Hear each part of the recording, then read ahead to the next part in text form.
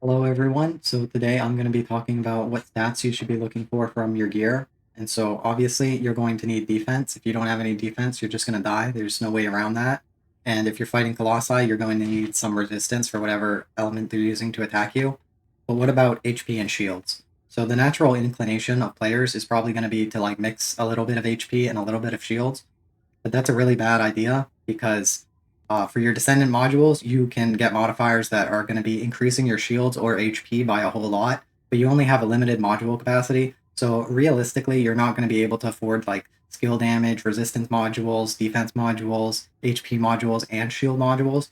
So it's a lot better to just focus exclusively on HP and completely ignore shields, or focus exclusively on shields and completely ignore HP. And so, which one should we be focusing on? Should we be getting a lot of HP and ignoring shields, or getting a lot of shields and ignoring HP?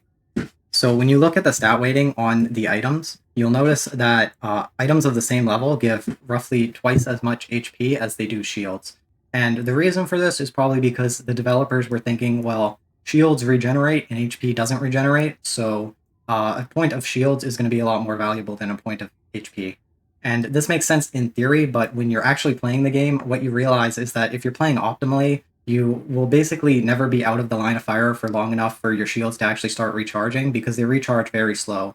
And the enemies also drop a whole lot of HP pots, I guess.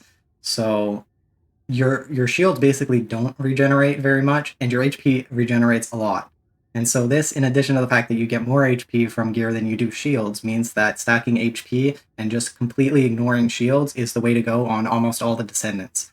The notable exception to this rule is going to be Kyle, as Kyle has a bunch of abilities that scale with his shields, and so if you're playing Kyle, you want to be definitely getting as much shield as possible and just ignoring your HP. There's also Enzo. Enzo is not weighted to shields as much as Kyle is. You could really probably do either HP or shields on this hero and still be good. But he does have one ability which will regenerate his shields, so that's something to consider. Just another thing to note is that when you are collecting your modules, like for your reactors, you can kind of just like go ahead and mass delete everything.